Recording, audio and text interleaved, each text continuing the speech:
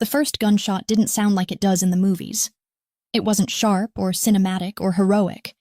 It was hollow, heavy, like the ceiling itself had cracked.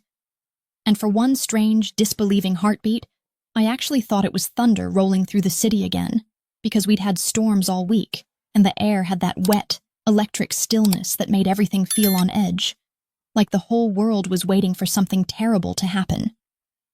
I was carrying a tray of half-empty wine glasses when it happened, and one of them shattered against the wall before I even realized it wasn't thunder.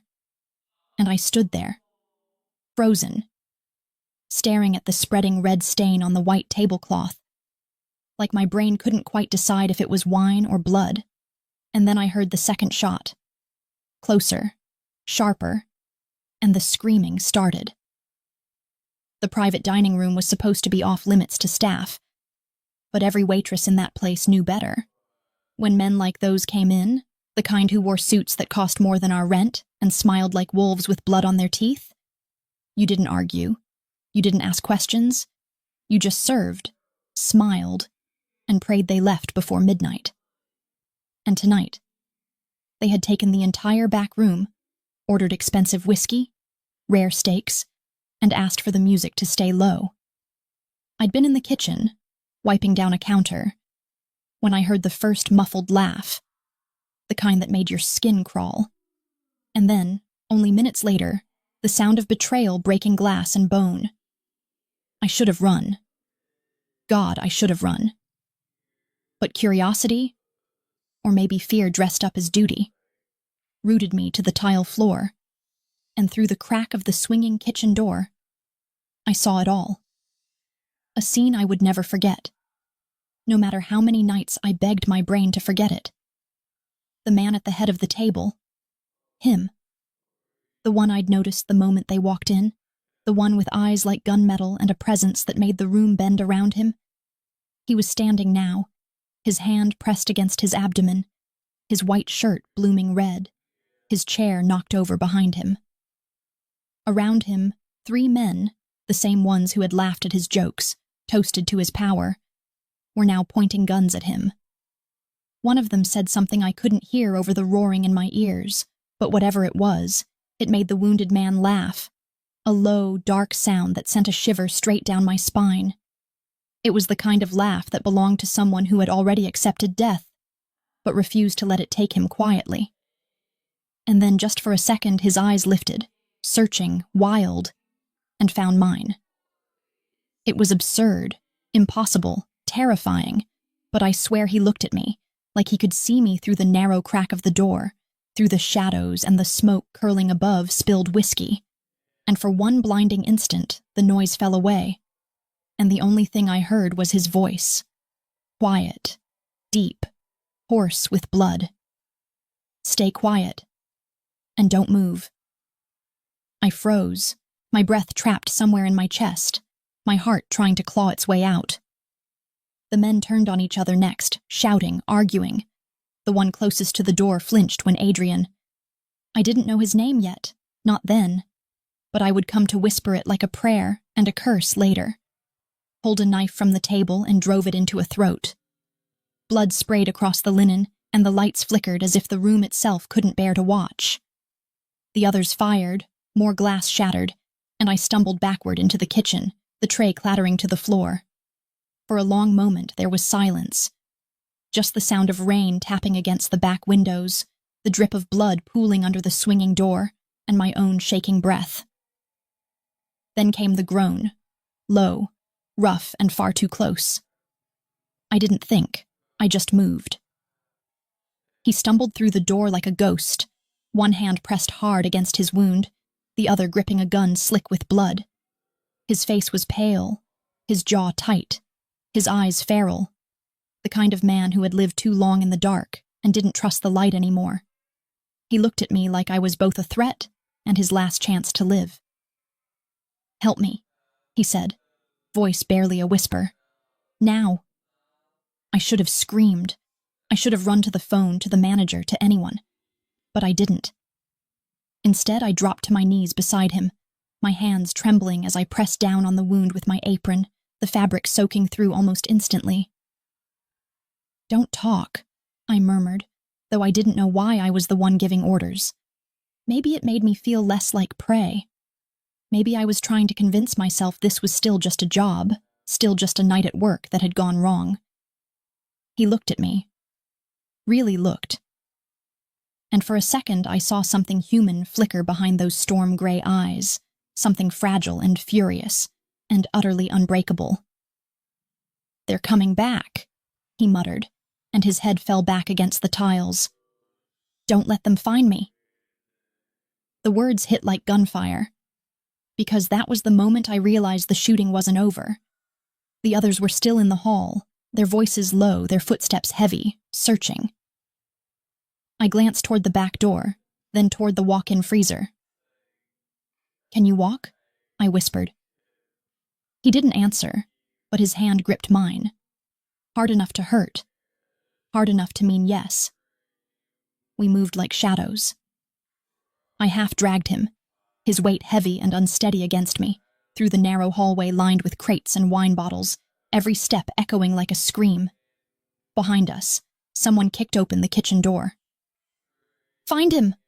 My pulse thundered. I yanked open the freezer door, the rush of cold air biting at my face, and pulled him inside. I shut it, held my breath, and waited.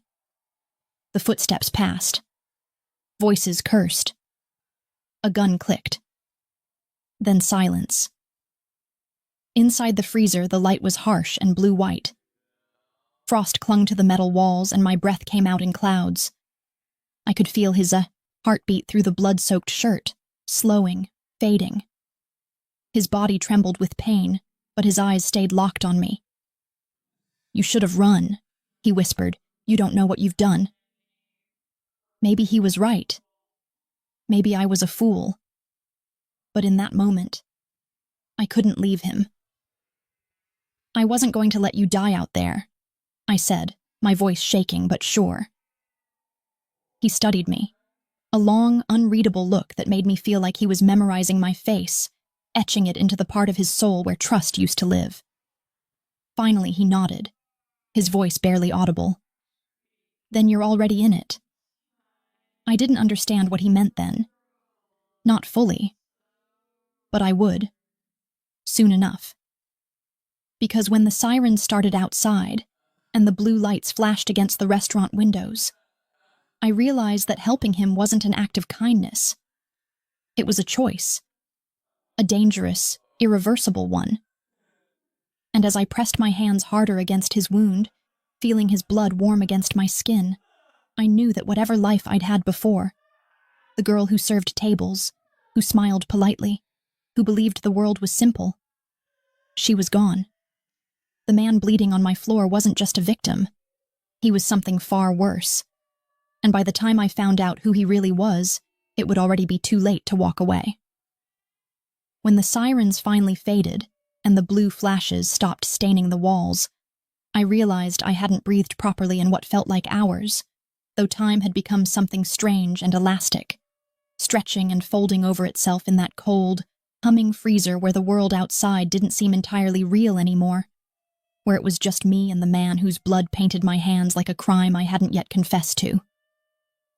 He'd passed out not long after the last car pulled away, and for a while I thought he was dead, his body unnaturally still, his skin pale as the frost collecting on the shelves behind him. And I sat there on the hard tile floor, my apron soaked through, whispering things I didn't even remember saying, prayers I didn't believe in, pleas that sounded like lies, anything to fill the silence that pressed down on me like the weight of a collapsing ceiling. I should have left him there. I know that now. I should have walked out, wiped my fingerprints from the door, and called it a night like none of it had ever happened, like I hadn't just watched a man fight death with a knife in his hand and a look in his eyes that said he'd rather drag hell up to the surface than surrender to it. But I didn't leave. I stayed. And that was the moment everything I thought I knew about myself began to unravel, slow and deliberate, like a thread being pulled from the edge of a dress until there's nothing left but the truth beneath it. Raw, exposed, impossible to stitch back together. When he stirred, It wasn't gentle. He came back like a man waking from war, gasping, eyes wide, reaching for a gun that wasn't there. I flinched, instinct, taking over, pressing my hands against his chest to hold him down, whispering, "You're safe," though I wasn't sure either of us were. His eyes locked on mine, sharp and assessing, and for a heartbeat I saw confusion flicker there, maybe even vulnerability. But it vanished beneath something colder, harder, control snapping back into place like a blade sliding home. "Where are we?" he rasped. "The freezer," I said. "In the restaurant. I didn't know where else to." "Anyone see you?" "No, I don't think so." He let out a breath, slow and heavy, his gaze darting to the metal door, the small porthole window that showed nothing but darkness beyond. His hand went to his wound, fingers brushing the rough fabric I'd tied around it. And when he looked back at me, there was something almost unreadable in his expression, a mix of disbelief and irritation. "You stopped the bleeding," he said, like he was accusing me. "I tried," I murmured. He studied me again, and in the harsh white light, I saw him properly for the first time. Not just a man covered in blood and shadows, but someone carved from a life of power and violence, someone who carried danger like a scent, faint but unmistakable, clinging to every breath he took. His hair was dark and damp with sweat, his jawline sharp and unyielding, his lips pale but stubbornly curved in defiance of death. Even half dead, he looked untouchable. "What's your name?" he asked, his voice softer now but still edged with command, like he didn't know how to speak any other way. "Lena," I said. "Lena what?" "Just Lena." He almost smiled, not kindly but like I'd said something that amused him in a way it shouldn't have. "You've got guts, just Lena," he muttered, leaning back against the wall. "But guts get you killed in my world." I wanted to ask what that meant, what world he was talking about. But before I could, he winced and hissed through his teeth, blood blooming through the makeshift bandage again. My stomach turned, and instinct overruled fear. I reached for the first aid kit that hung on the freezer wall, one I'd never noticed before tonight, and began cleaning the wound properly, the smell of antiseptic cutting through the metallic tang of blood. He watched me, silent, eyes following every movement, and I tried not to notice how steady his breathing became as I worked, how his body relaxed slightly when my hands brushed his skin, how absurdly intimate it felt to be this close to someone whose name I still didn't know, whose life was written in secrets I couldn't begin to read. When I finished, I sat back, hands trembling. "You need a hospital," I said quietly. "No hospitals," he replied instantly, his tone flat, final. "You'll die if you stay here." He looked up at me then, and for the first time I saw it. That darkness that wasn't just about crime or violence, but about conviction. About the kind of certainty that makes a person dangerous because they believe their own rules more than anyone else's. "I've died before," he said. The words chilled me more than the air ever could. We stayed in silence after that, both of us listening for footsteps that didn't come. My body ached from the cold, from fear, from the weight of what I'd done. I wanted to believe that morning would fix it, that somehow this night would fade into something survivable.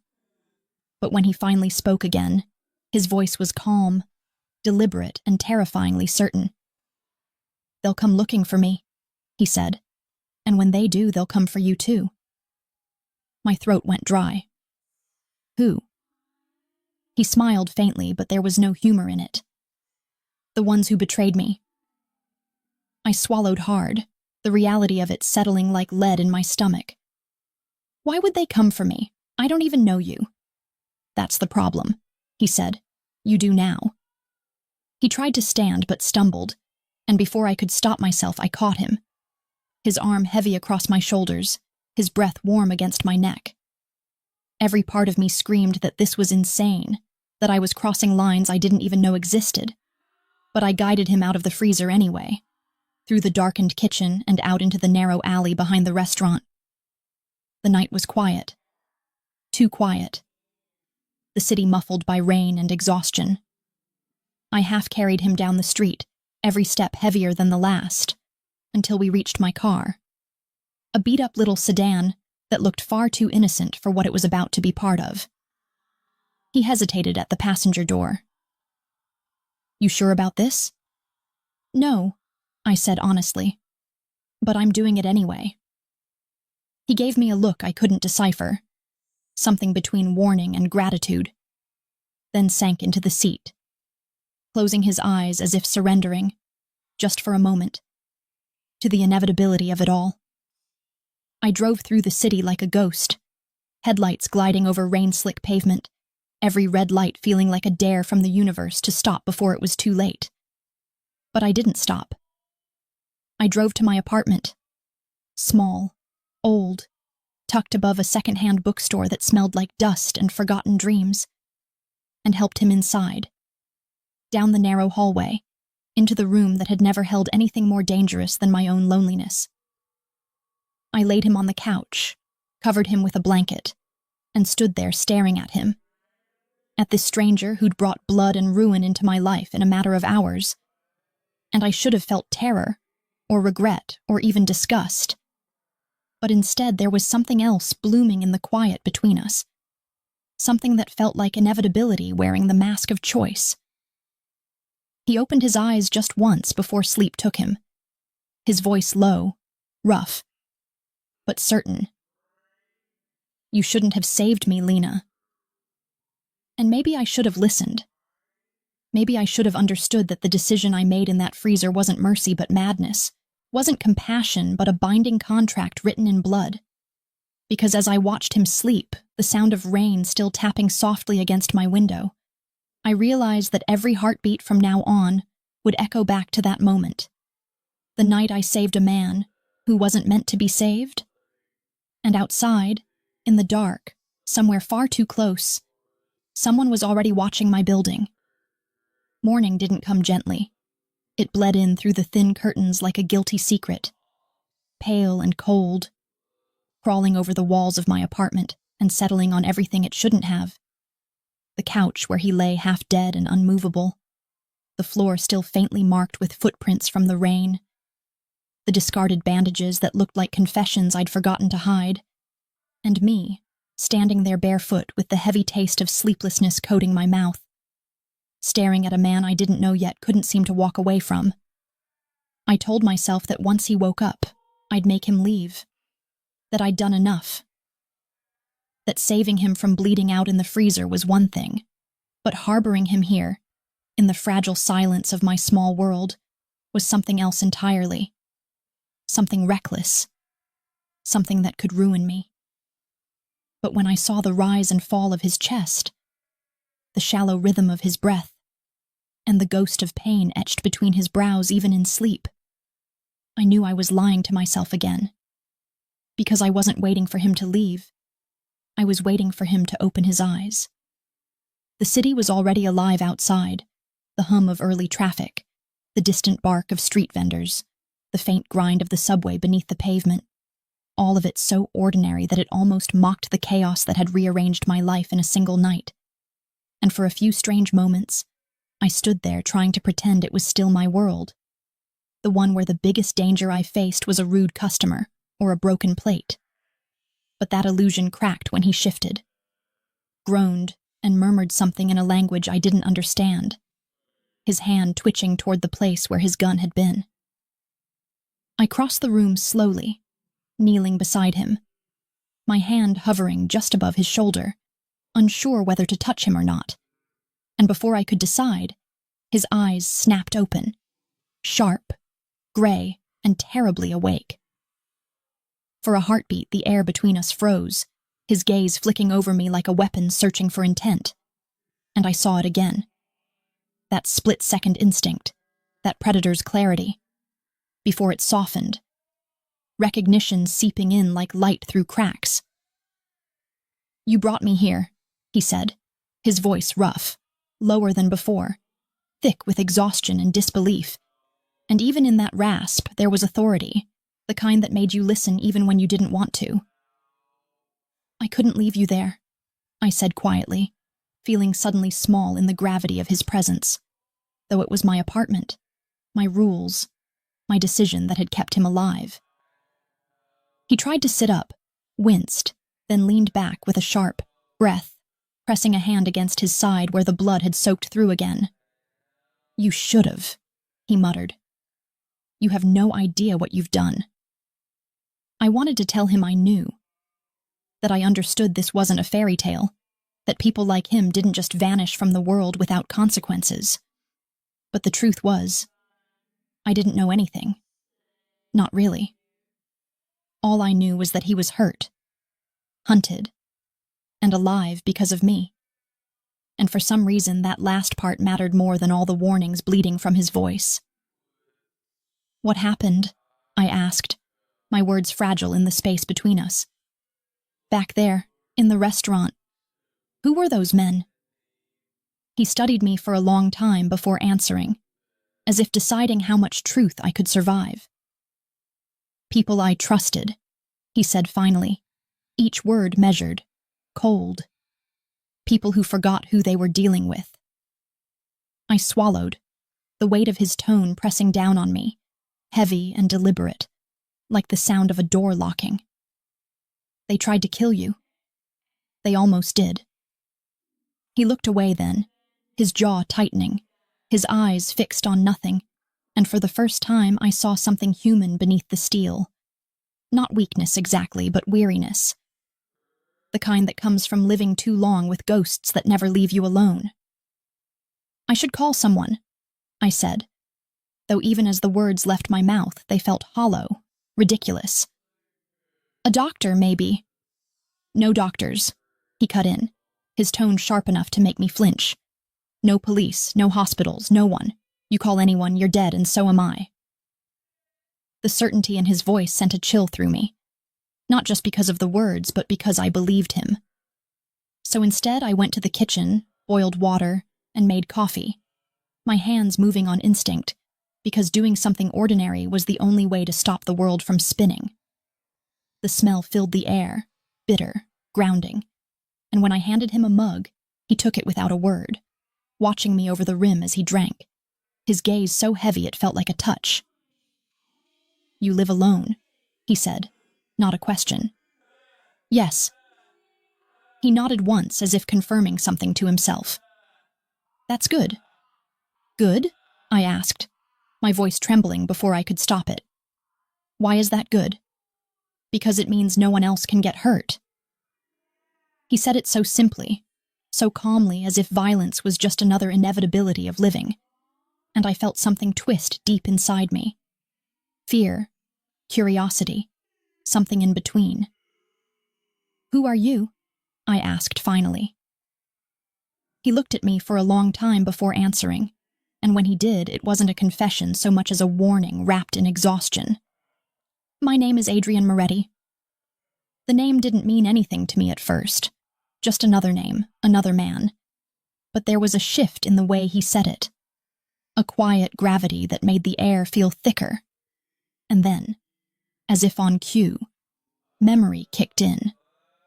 Whispers I'd overheard in the kitchen, headlines glimpsed on the news, stories about a family that wasn't really a family but an empire, one built on blood and money and silence. I started, my throat dry. Yes, he said simply, saving me from finishing. The Don, the head of the Moretti Syndicate, the man whose name people didn't say out loud. I stared at him, my heart hammering, my pulse echoing in my ears, and in that moment, every instinct screamed that I'd made the biggest mistake of my life. But he didn't threaten me, didn't demand loyalty or silence. He just looked at me, tired, pale, bleeding, and said quietly, almost gently, "You saved me, Lena. That means they'll come for you too." I wanted to argue, to tell him that wasn't fair, that I didn't ask for any of this, that I was just a waitress who happened to be in the wrong place at the wrong time, but deep down I already knew it was true. The world didn't forgive witnesses, and the men who'd tried to kill him wouldn't let anyone who'd seen them walk away. "What do I do?" I whispered. He leaned forward slightly, his eyes locking on mine with the kind of intensity that made the room feel smaller. "You hide me," he said. "You keep quiet. You don't tell anyone. And when I'm strong enough, I disappear, and you pretend this never happened." There was no plea in his voice, no gratitude, only a calm command that made it sound less like a choice and more like fate. I should have said no. I should have told him to get out, to take his blood and his danger with him. But instead I nodded, because something in his voice, that impossible blend of threat and trust, made it impossible to do anything else. He leaned back again, closing his eyes, exhaustion pulling him under.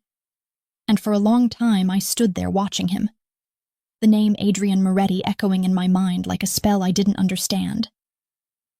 Outside, a car passed slowly down the street, its headlights cutting across the window, and I caught a glimpse of a man standing in the shadows, his face half hidden beneath a hood, his posture too still to be innocent.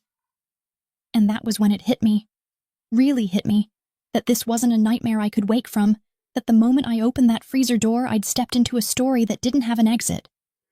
The dawn of the Moretti family was bleeding on my couch, and the people who wanted him dead had just found me. He woke up before dawn, though I wasn't sure he had slept at all, because every time I closed my eyes through that long, breathless night, I could still feel his presence filling the small apartment like a storm contained inside walls too thin to hold it. Could still hear the slow drag of his breath. Could still sense that strange awareness that hummed between us even in silence. A tension that wasn't quite fear but something sharper. Something alive. When I walked into the kitchen, the world outside was still ink black. The sky bruised with the last traces of night. And he was already there, sitting at my table, his back straight, his shoulders squared, his hand resting beside a cup of coffee that I hadn't made, which meant he'd helped himself, which meant he'd moved through my home, my safe, small space, like it already belonged to him. The sight of him there, still pale, the bandage under his shirt spotted with dark red, his hair damp from where he'd washed his face in my sink, the edge of a gun resting near his elbow like a promise he couldn't let go of, sent a shiver down my spine, not because he frightened me, but because he didn't seem entirely real, like something pulled from the fever dream of the night before and left behind to haunt the daylight. For a moment I just stood there, barefoot and unsure, watching him as the faint gray light crept across the table, softening the edges of his face but never quite touching the hardness in his eyes, the kind of hardness that didn't come from cruelty alone but from survival, from years of fighting to stay alive in a world that didn't forgive hesitation. He looked up at me then, his voice rough but steady when he said, "You need better locks on your door." I blinked, still half asleep, trying to understand whether it was advice or criticism, and he continued before I could answer. "The window near the fire escape. Anyone could get in. You should fix that." "I'll add it to my list," I murmured, though the only list I'd ever kept before now had things like groceries and laundry on it, not lessons in how to survive the aftermath of saving a Mafia boss. He almost smiled. That subtle, dangerous kind of smile that wasn't about amusement but recognition. Like he saw the fear flicker across my face and found it both predictable and unnecessary. "You're still here," he said. "You didn't run." I thought about it, I admitted, because lying to him seemed pointless. But I figured if I ran, you'd just find me. His gaze lingered on me for a long time, unreadable, and then he said, "You're smarter than you look." I should have been offended. But the way he said it, flat, unfiltered, matter of fact, made it sound almost like a compliment, and that realization unsettled me more than his gun ever could. He gestured to the other chair. "Sit." The word wasn't a request. It was a command, but a quiet one. So soft it almost felt like an invitation. I sat, partly because I wanted to prove I wasn't afraid, partly because I was, and partly because every part of me was curious about the man sitting across from me, the man I'd saved, the man I should have let die. He studied me as I poured myself coffee, his eyes following every movement, calculating, assessing, as if trying to decide whether I was a liability or an anomaly. "You don't ask many questions," he said finally. "I don't know which ones won't get me killed," I replied before I could stop myself. That earned me another of those faint, almost human smiles. "Fair." We sat in silence for a while after that, the kind that hums beneath the surface like an unspoken secret. The coffee tasted bitter, but I drank it anyway, because it gave me something to do with my hands. He broke the quiet first. "You said your name's Lena." "Yes." "Do you live here alone?" "Yes." "No family?" I hesitated. "Not close by." He nodded once, like that was the answer he expected, and then leaned back slightly in his chair, his fingers drumming against the table, slow and rhythmic, like he was listening to thoughts I couldn't hear. "Good," he murmured. "It's easier that way." Easier for what? He didn't say, and I didn't ask, though the question burned on my tongue. Instead, I asked the one I couldn't hold back any longer. "What happens now?" He looked at me for a long, unbroken moment, his eyes unreadable, and then said, "Now I heal. You keep quiet, and you pretend I was never here. I can't just—" "You can," he interrupted softly. "You will. Because if you don't, they'll find you before they find me." There was no threat in his voice, only truth, which made it even more terrifying. I set my cup down carefully, because my hands had started shaking.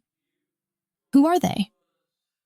He didn't answer right away, just stared past me, his gaze fixed on something distant, something only he could see. "My men," he said finally, and the way he said "my" was heavy with bitterness. "The ones who decided they wanted what was mine." "Your men?" He nodded once, his jaw tightening. "In my world, loyalty is a currency, Lena, and like all currency, it loses value when greed takes hold."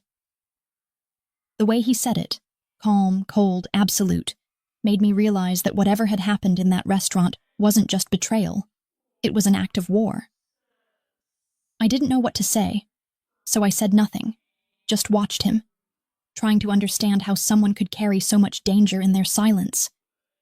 He shifted slightly, wincing at the pain in his side, and I stood instinctively, moving toward him. "You should lie down," I said, but he shook his head.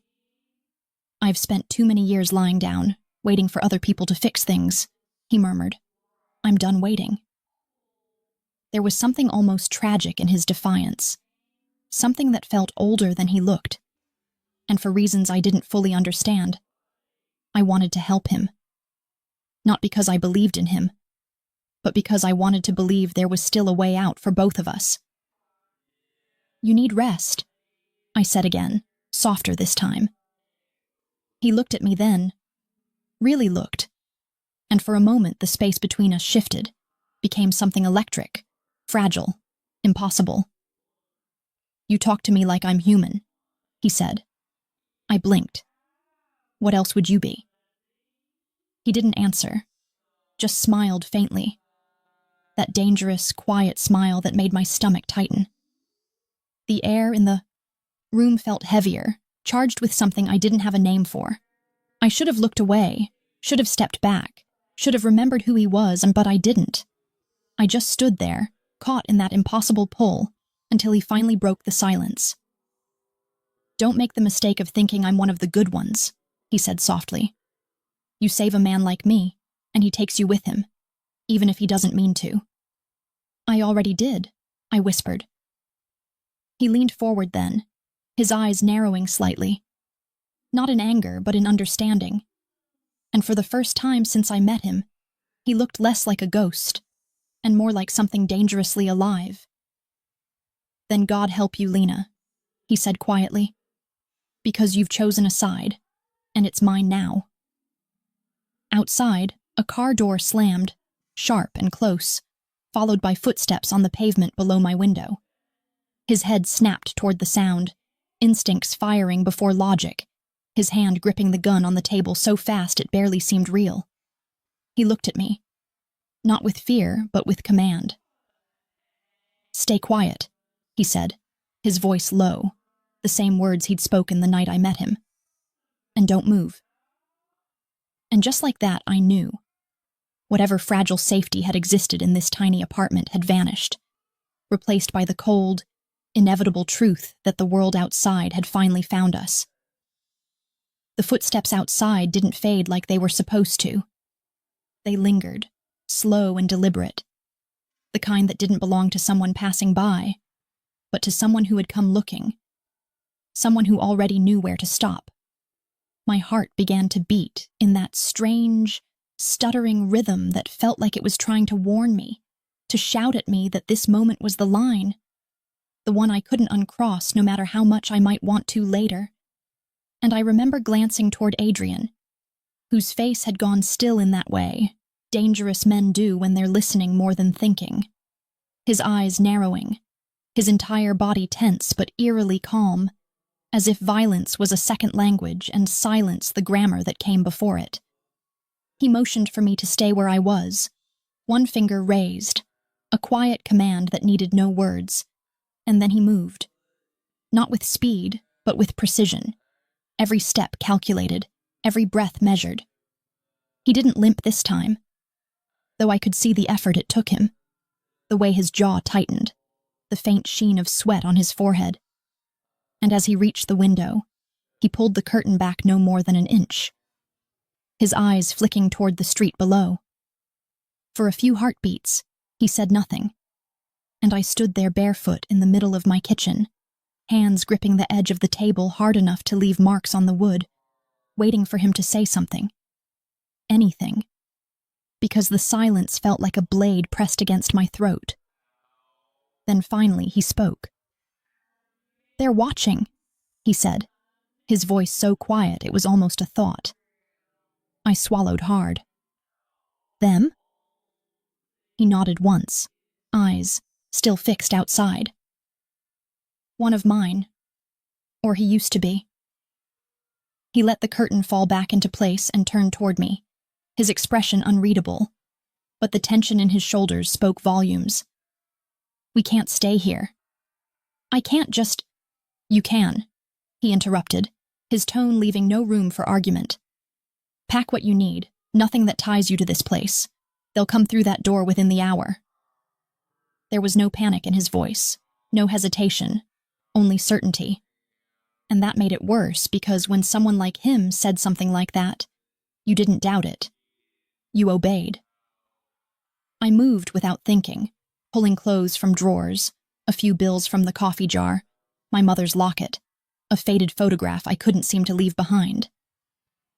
Adrian watched me the entire time, silent, steady, like he was making sure I wouldn't freeze.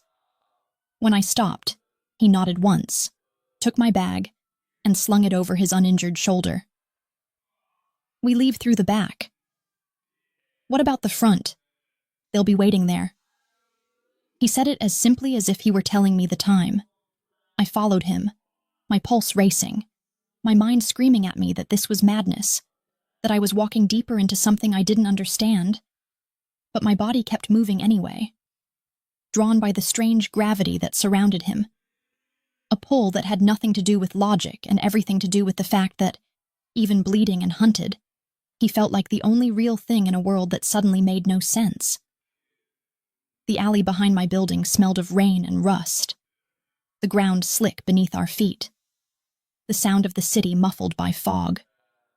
We moved fast, turning corners, keeping to shadows, and every few steps he'd glance behind us, eyes scanning, muscles taut. When we finally stopped, it was behind an old warehouse by the river, the kind of place no one looked at twice.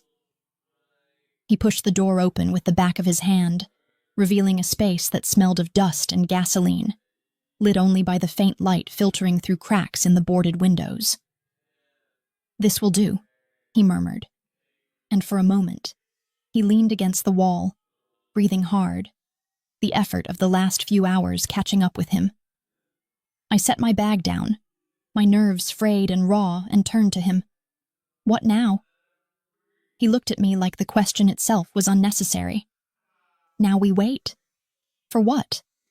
For me to be ready. His words hung in the air like smoke, unclear, heavy, but inevitable. I wanted to press him, to demand answers, but the exhaustion hit me all at once, the adrenaline ebbing away until all that was left was the shaking, the realization of what I'd just done. Left my home, my life, everything I knew, for a man whose world was built on danger. I sank down on a wooden crate, rubbing my hands over my face, and when I looked up, he was watching me again. That same unreadable gaze, but softer now, maybe even curious. "You're handling this better than most," he said quietly. "I'm not handling anything," I whispered. "I'm just trying not to fall apart." He nodded as if that was the only reasonable response. "You'll get used to it." "Used to what?" "To running." Something in the way he said it, flat, resigned, broke something in me. Or maybe it just cracked open a part of me I hadn't known was there. A part that understood too well what it meant to keep moving, to live your life looking over your shoulder. After a while, he walked toward a dusty cabinet, pulled out a half-empty bottle of vodka, and poured 2 uneven glasses. "Here," he said, handing me one. "It won't fix anything, but it helps with the noise." I took it, hesitated, then drank. It burned all the way down, sharp and unforgiving, and for some reason that felt right. He watched me, a faint smirk playing at his mouth, the first real expression I'd seen since I met him. "Not bad for a waitress," he said. "Not bad for a dead man," I shot back before I could stop myself. He laughed then, a low, rough sound that filled the empty space, the kind of laugh that shouldn't have fit a moment like this but somehow did. It was dangerous, beautiful, and alive. "You're not afraid of me," he said, almost like an accusation. "I am," I admitted, "but not enough to run." His eyes darkened, that quiet storm gathering behind them again. "That's worse," he murmured. "Fear keeps you alive. Whatever this is, it doesn't." He stepped closer, close enough that I could smell the vodka on his breath, the faint trace of smoke and something else beneath it. Something sharp, clean, like winter air. My pulse stuttered, and I told myself to move, to step back, to breathe, but I didn't. I stayed perfectly still, waiting, not sure for what. He reached out, his fingers brushing a strand of hair from my face, the touch surprisingly gentle. "You should have left me," he said softly. "I couldn't." His hand lingered a second longer before he dropped it, turning away, his voice colder now. "Then you need to understand something, Lena. Everyone who gets close to me burns." "I'm already burning," I whispered, and the words came out before I could stop them, quiet and trembling, but true. He froze for just a moment, his back still to me, and then, without turning around, he said, "Then drink up. You'll need it." The rest of the night passed in a haze of silence and vodka and unspoken things. He sat by the window, his gun within reach, watching the river like it held the answers to everything. I watched him, the sharp angles of his face in the dim light, the way he seemed both here and somewhere else entirely, and for reasons I couldn't explain, I felt safer with him there, even knowing he was the reason I wasn't safe at all.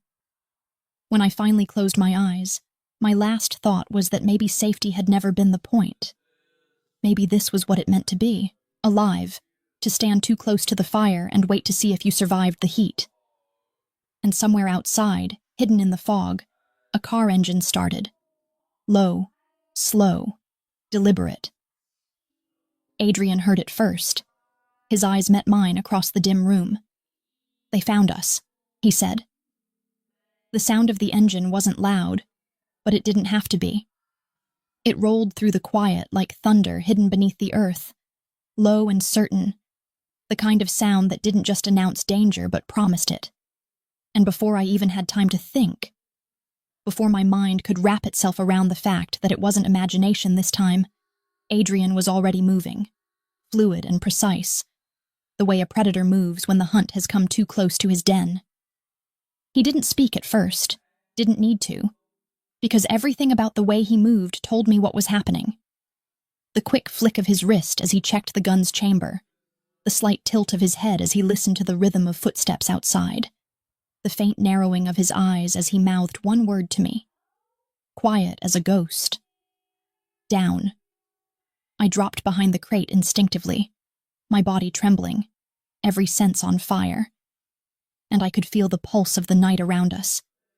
The damp air, the faint echo of water against the dock outside, the slow, methodical approach of someone who thought they were invisible. But Adrian wasn't like other men. Danger was his oxygen. And I swear the moment the footsteps reached the door, the very air shifted, as if the world itself was holding its breath to see what he would do. The first man through the doorway didn't even see him. I did. Or at least I saw the movement, fast and deliberate, a flicker of shadow that became violence before my eyes could catch up.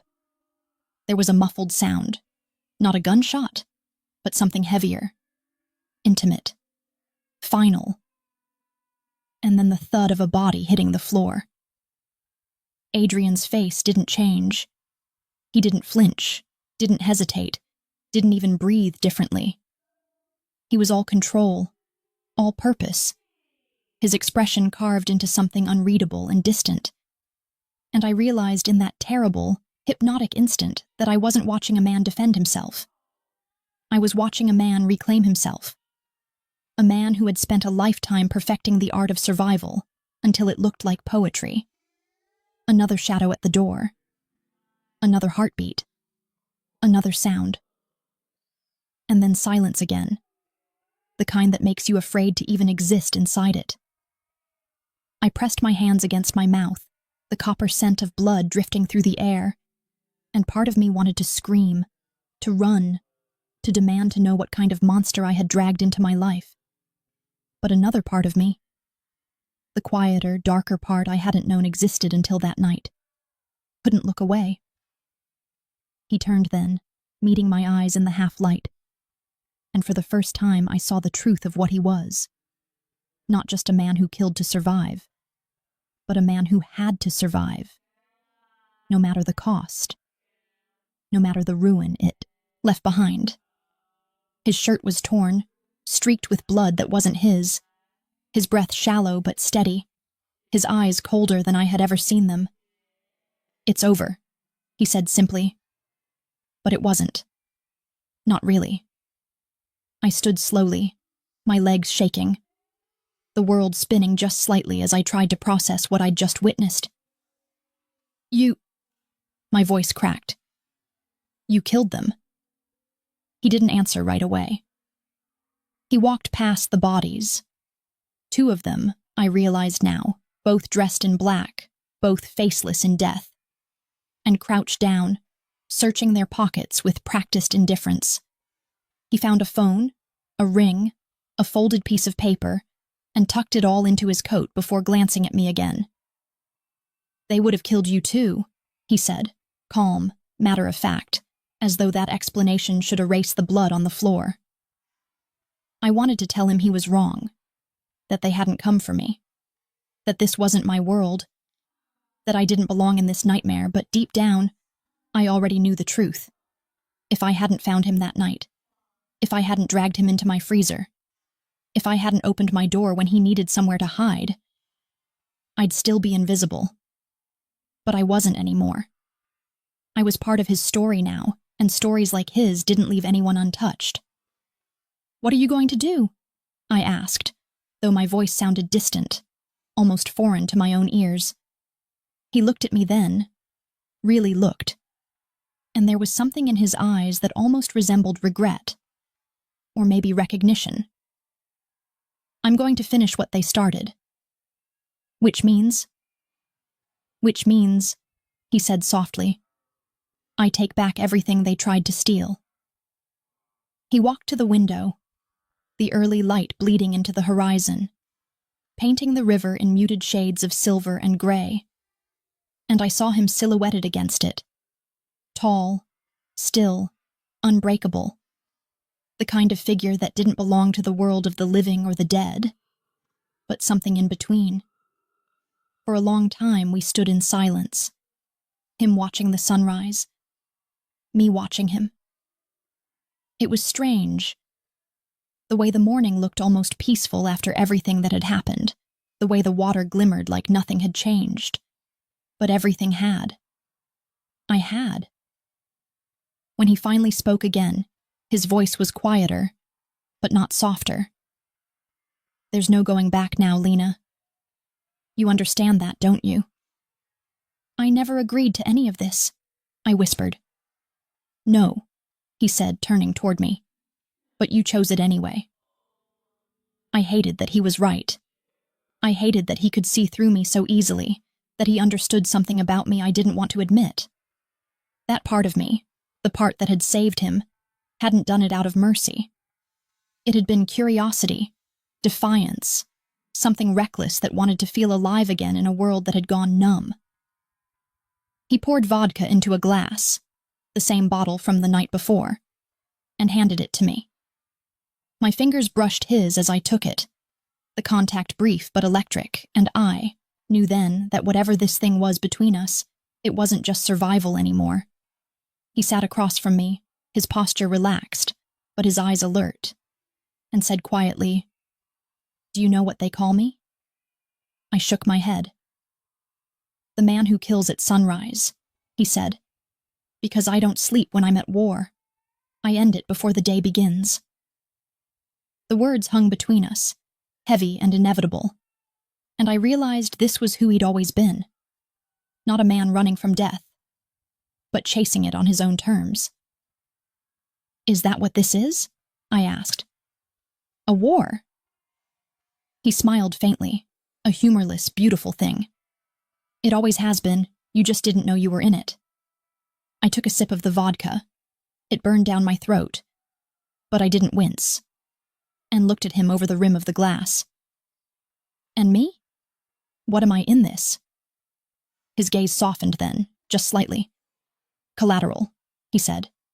Or maybe the only thing I didn't plan for. Something inside me broke and bloomed at once. Fear, fascination, something dangerously close to longing. I set the glass down slowly, my heart pounding in the hollow space between us. The sun was higher now, spilling light across the room, catching the edge of his face, and for a fleeting second he didn't look like a killer or a king. He looked like a man haunted by the cost of surviving. He stood then, sliding his gun back into its holster, his expression unreadable again. We leave before noon, he said. Where? Somewhere safer, he replied, though the way he said it told me safety wasn't a place. It was a lie people told themselves to sleep at night. I wanted to ask what would happen next, what would become of me, of us. But before I could speak, he turned, the light catching on the faint scar near his temple, and said quietly, Lena, if you're staying with me, you need to understand something. What? There's no saving me, he said, only surviving me. And as the sun rose fully, casting gold and fire across the blood-streaked floor, I knew he was right. Because the man who kills at sunrise wasn't just fighting his enemies anymore. He was becoming my undoing. By the time the sun began to fade, we were already far from the river, far from the warehouse and the bodies and the silence that had settled like dust over everything we'd left behind. And the city that once felt endless now looked small in the rearview mirror, shrinking into a smear of gold and gray as we drove toward the outskirts, toward nowhere, toward whatever came next. The road stretched ahead of us like a confession, winding through fields and broken asphalt. And for the first time since this all began, I realized how quiet he was. Not the deliberate kind of quiet he used when he was calculating, but something deeper, something heavy, like even his silence was bleeding.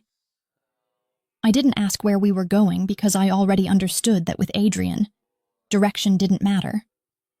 Only distance did. And yet, as the miles blurred, I couldn't stop myself from glancing at him, from memorizing the profile of his face against the fading light, from tracing the line of his jaw, the small scar near his temple, the curve of his mouth that always seemed to be holding back words that would change everything if he ever let them go. We stopped when the night was almost full. The sky a dark velvet stretched above us, and he pulled into a narrow gravel path that led to an abandoned farmhouse half swallowed by vines and silence. The windows were boarded, the door hanging crooked on its hinges. But he said nothing, just killed the engine and stepped out. His movements slower now, the pain in his side catching up with him. I followed, the air cool against my skin, the smell of earth and rain sharp and clean after so many hours of smoke and city air. Inside, the house was nearly empty. A few old chairs, a table that leaned to one side, dust thick enough to muffle our footsteps. But it felt safe in that strange, temporary way that danger sometimes does, like a pause between storms rather than a real shelter. Adrian lit a small lamp he found near the fireplace, the flicker of the flame throwing long, restless shadows across the walls, and for a moment, it was almost peaceful. "Sit," he said quietly, the word softer this time. Not a command, but something close to concern. And when I sat on the edge of the table, he crouched beside an old trunk, rummaging through until he found a bottle. Whiskey this time, not vodka, and poured 2 small glasses. He handed me one, and as the amber light from the flame caught the liquid, I thought it looked like molten gold. Dangerous and beautiful all at once. I drank without thinking, the burn spreading through my chest like truth, sharp and honest. And when I looked up, he was watching me, not like a man studying, but like a man remembering something he shouldn't. "Do you always drink this much?" I asked, trying to sound casual, though my voice felt too loud in the quiet. "Only when I'm alive," he said, and the way he smiled then, slow, faint, heartbreakingly tired, made me forget how to breathe.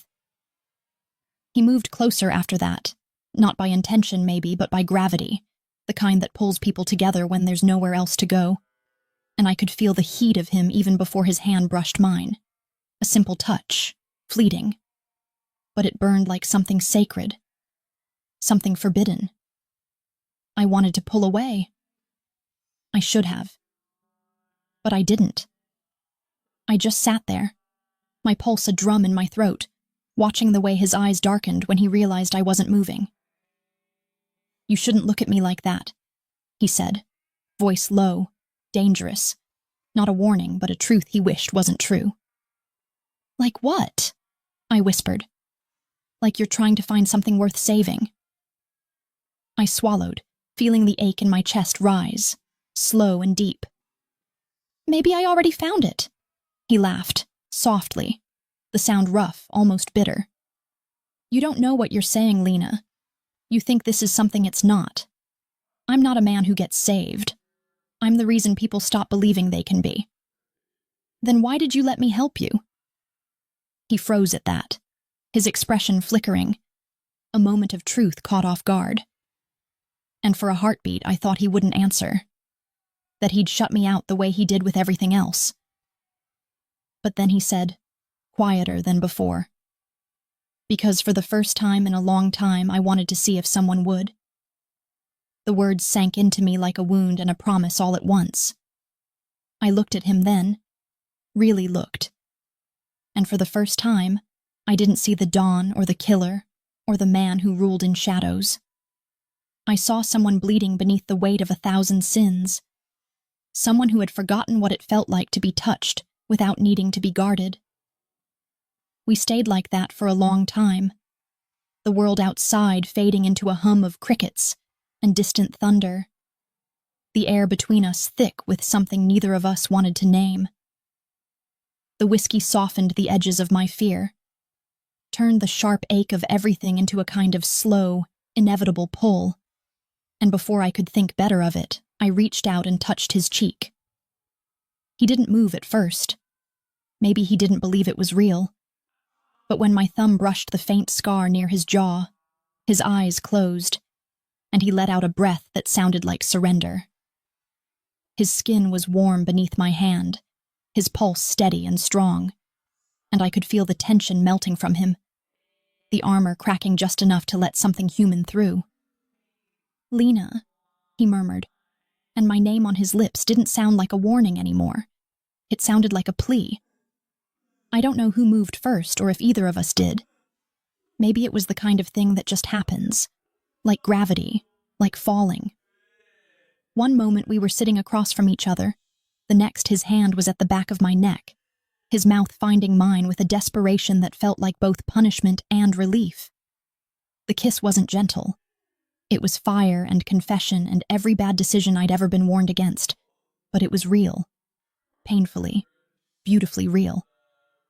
And when I kissed him back, it felt like stepping into something I wouldn't be able to escape even if I wanted to. When we finally pulled apart, the air between us was unsteady, electric. His forehead rested against mine, his breath uneven, his voice a whisper against my lips. "You shouldn't have done that." "Neither should you," I whispered back. He laughed softly then, a broken sound that felt too intimate for the space between us. "You don't understand, Lena. You don't know what loving someone like me costs."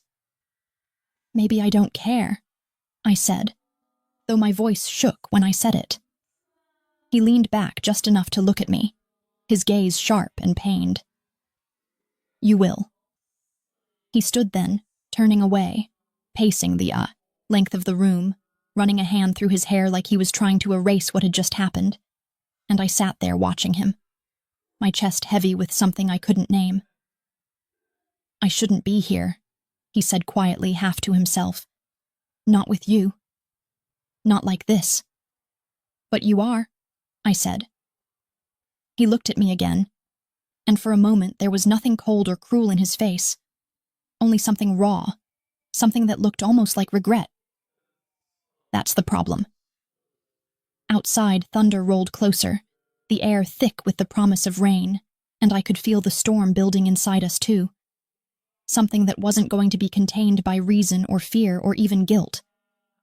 When he finally spoke again, his voice was steady, but his hands were shaking. "If you stay with me, Lena, you need to understand something." "What?" I asked, though part of me already knew. "There's no going back to who you were before," he said. "Once you touch fire, it doesn't matter if you walk away. You still carry the burn." He turned then, his silhouette framed by lightning flashing through the window, and in that instant, he looked both divine and damned, a man caught between redemption and ruin. And as the first drops of rain began to fall, I knew that whatever this was between us, fear, desire, danger, it wasn't going to end cleanly. It was going to consume us both.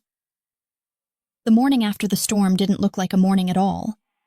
It looked like a bruise on the horizon, the sky swollen with clouds that refused to break, the world heavy with the kind of silence that always comes before something ends. And I remember thinking, as I watched Adrian standing by the broken window of the farmhouse, that he didn't belong in daylight, that men like him were carved from shadow and fire, not from the fragile gold that touched the rest of us. He hadn't slept. Not really. I could tell by the faint tremor in his hand when he reached for his lighter, by the stillness that wasn't peace but a kind of calculation, like his mind had already left the room and gone somewhere far darker, where vengeance waited like a patient ghost.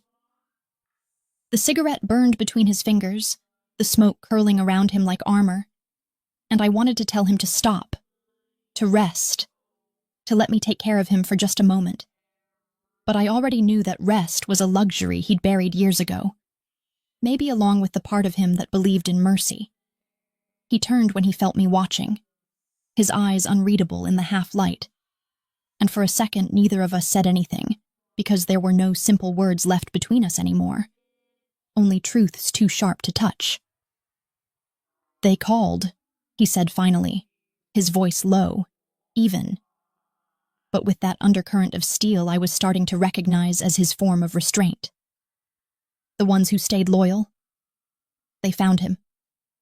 "Who?" I asked, though I already knew. "Marco," he said, and just the name, that single word, changed the air in the room, made it colder, heavier, alive with something ancient and violent.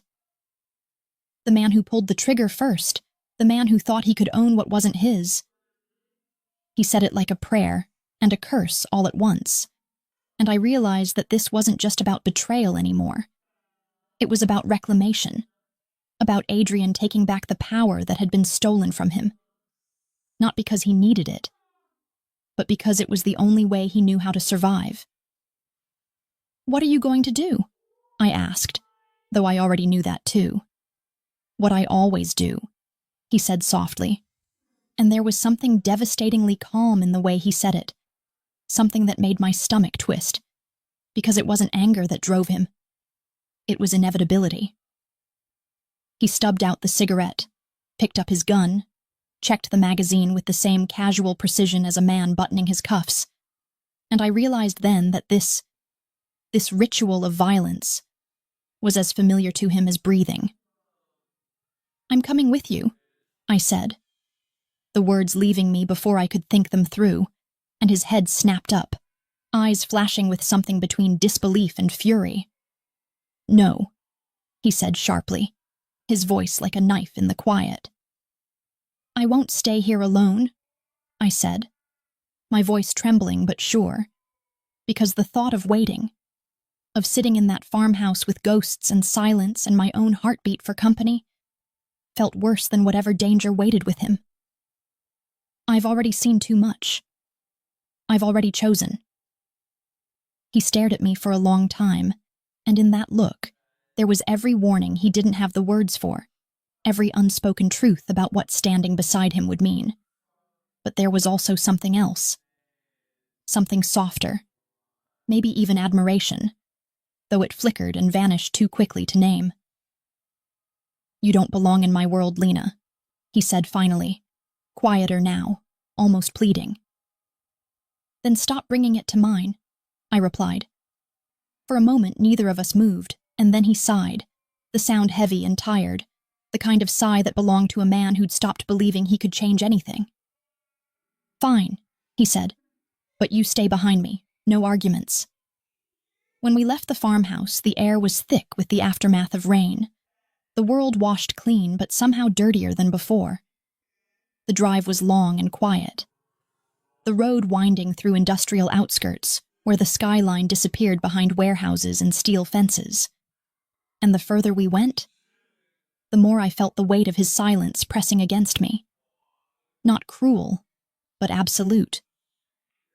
We stopped at an abandoned dockyard on the edge of the city, where rusted ships leaned into the fog like dying animals, and the river moved slow and cold, carrying secrets no one cared to remember. Adrian killed the engine, glanced at me once, and said, "Stay in the car." I didn't answer. He stepped out, his coat catching the wind, his posture straight and commanding, and I watched as two black cars appeared from the fog, headlights slicing through the gray. They stopped a few yards away, and men stepped out, 6, maybe 7 of them, all dressed in dark suits, all carrying the kind of quiet that comes from men who know what death looks like and no longer flinch from it. And then another man emerged, shorter, broader, his walk slow and deliberate, like he wasn't afraid. Marco. Even from a distance, I knew it was him. There was something too confident, too smug in the way he faced Adrian, like betrayal had become a habit instead of a sin. I couldn't hear their words at first, only saw the way Adrian stood still, hands at his sides, the wind catching his hair, And the way Marco smiled, said something that made the men behind him laugh. That sound, low and ugly, echoing across the empty dock. Adrian didn't move for a long time. Then, so fast I almost missed it, he drew his gun. One shot, then another. The laughter stopped. Marco fell to his knees, his hand clutching his chest, his mouth moving around words that would never make it out. Adrian stepped closer, leaned down, and whispered something I couldn't hear. Something that must have been the kind of truth that only killers exchange in the end. Then he fired again. Silence followed. The kind that isn't just the absence of sound, but the presence of finality. The other men didn't run, didn't fight. They just stood there, waiting. And when Adrian turned, they lowered their heads, a gesture of allegiance, of surrender. And in that moment, I understood. This was his funeral, too.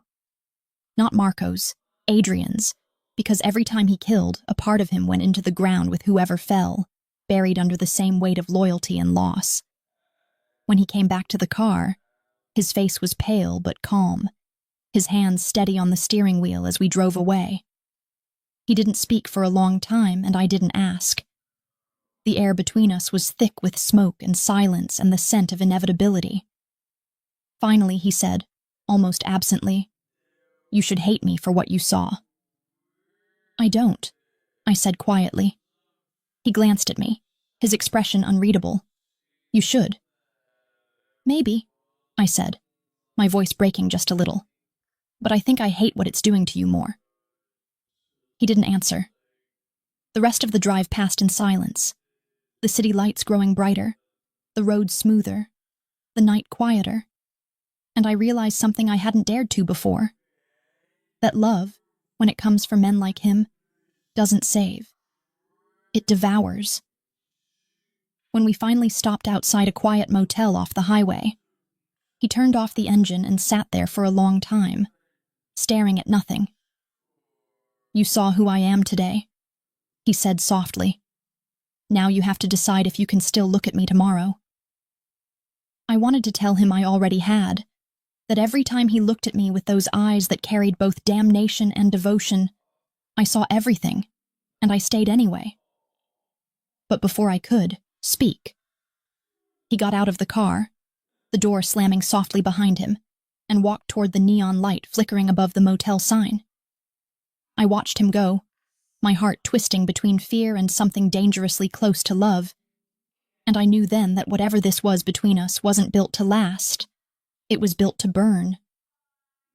And I was already too deep in the fire to want to leave. The river never looked still, not really. It only pretended to be, its surface dark and glass-like. But underneath it, the current moved fast and merciless, carrying everything it touched into places that couldn't be reached again.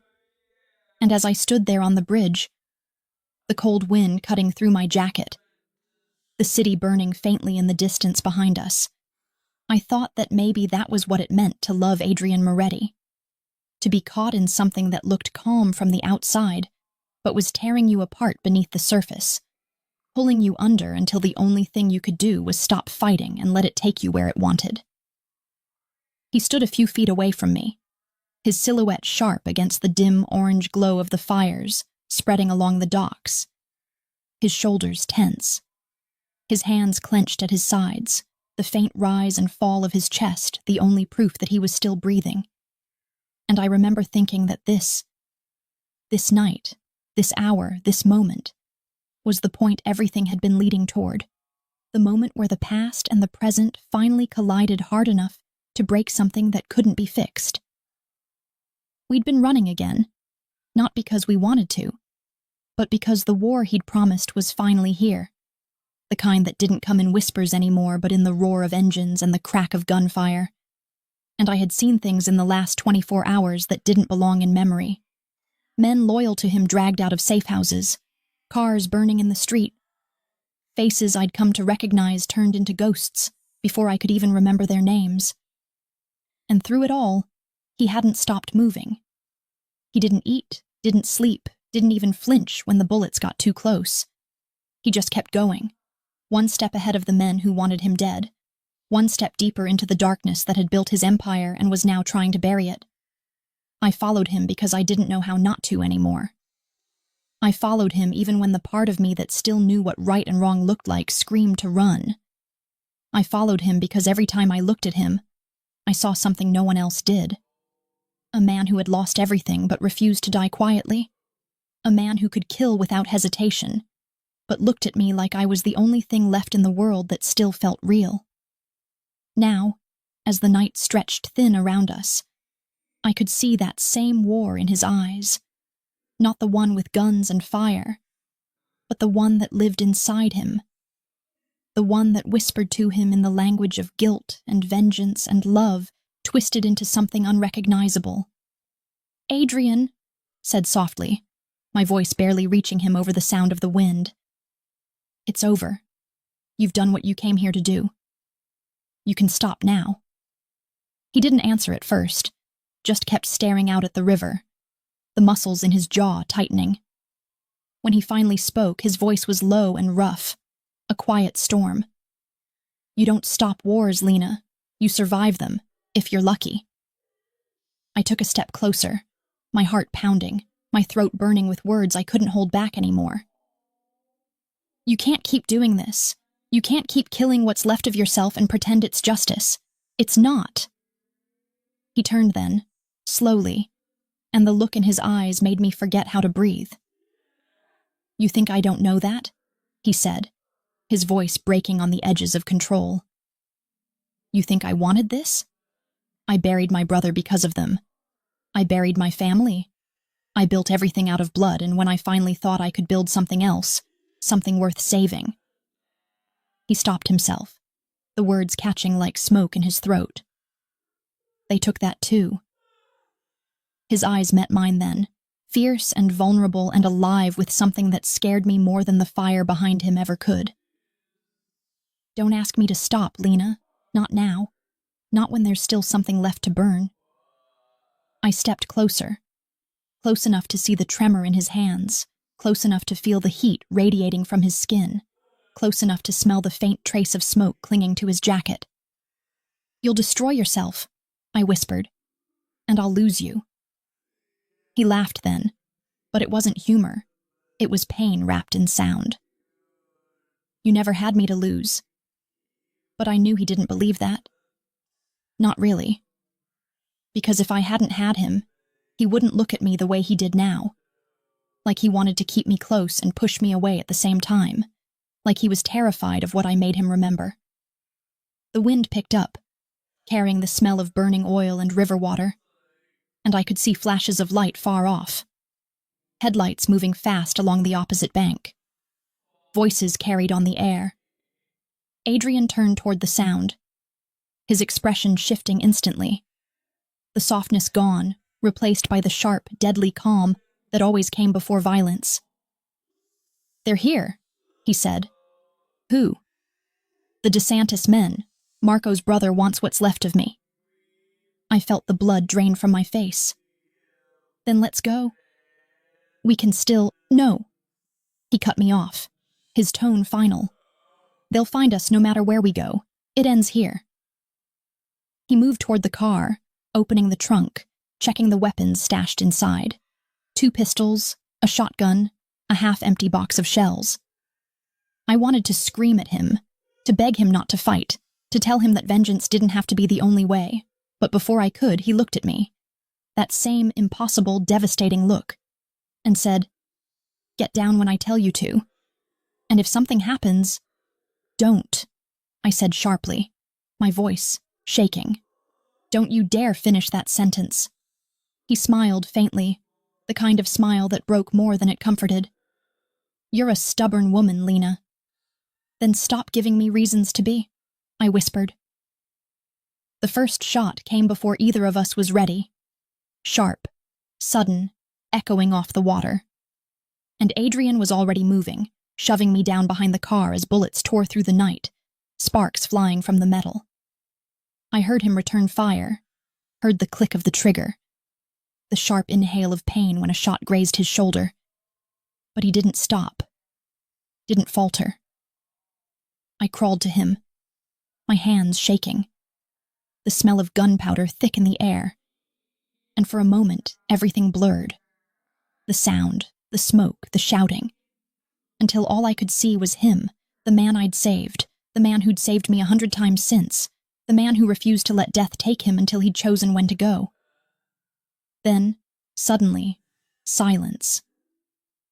The gunfire stopped, the echoes fading into the distance, and I dared to breathe again, until I saw him. He was still standing, his gun hanging at his side, his chest rising and falling too quickly, his shirt torn and stained with blood. Behind him, the last car burned at the end of the bridge, flames licking at the sky, the reflection turning the river into a moving sheet of fire. For a moment, he looked almost godlike, untouchable, immortal. And then his knees buckled. "Adrian!" I screamed, rushing toward him, catching him as he fell, his body heavy and warm and terrifyingly human. There was blood on his hands, more than before, too much. And when I pressed my palm against his side, it came away slick and dark. He looked at me then, his eyes unfocused but still trying to find me. "You shouldn't have stayed," he whispered, the words slurred, fading. "I told you," I said, choking back tears. "I don't run?" He smiled, barely, the ghost of something tender. "That's what I was afraid of." The fire crackled behind us, the heat licking at my skin, the air thick with smoke, and I could hear sirens in the distance now, growing louder, closer. I held him tighter, my hands covered in blood, my heart breaking open in a way I hadn't known was possible. And for the first time since I'd met him, I didn't know what to do. Because I could save him from bullets, from betrayal, from everything but himself. His hand found mine, weak but certain, his fingers curling around mine with what little strength he had left. "Stay quiet," he murmured, his voice barely a breath. "And don't move." And then his eyes closed.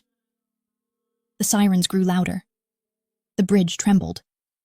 The fire spread. And all I could do was hold him and pray that this wasn't the end. Not yet. Not like this. Because the world couldn't end with silence. Not after everything he'd said, everything he'd fought for. It had to end with one last breath. And I wasn't going to let it be his. The world was all light and noise when they came, the kind of light that sears the edges of everything it touches, that burns through the smoke until even shadows have nowhere left to hide. And I remember thinking, as I held Adrian against me, that the sound of sirens wasn't nearly as frightening as the sound of his breathing faltering in my arms, slowing with each second that passed, each heartbeat that came too far apart from the one before it. And I pressed my hand against his chest as if I could force his heart to keep moving, as if I could will the blood back into him with nothing but desperation and love, and the refusal to let this be the end. He was still alive, barely, but alive. His pulse fluttering weakly under my fingertips, and I whispered his name over and over, not like a question but like a prayer, because I didn't know what else to give him except the sound of his name, the thing that tethered him to this world when everything else was trying to drag him out of it. The bridge was chaos now, flashing red and blue lights reflecting off the river, men shouting orders, water cannons spraying, the fire still alive but weakening. And through it all, he lay there, heavy in my lap, his face pale, his lips curved into that faint, reckless half-smile that never quite reached his eyes. "Don't you dare leave me," I said, my voice shaking so hard I barely recognized it. "You don't get to do that, not after everything. You don't get to disappear." He opened his eyes then, just a sliver, and looked at me. Really looked. Like he was memorizing the shape of me in the light. Like he knew something I didn't.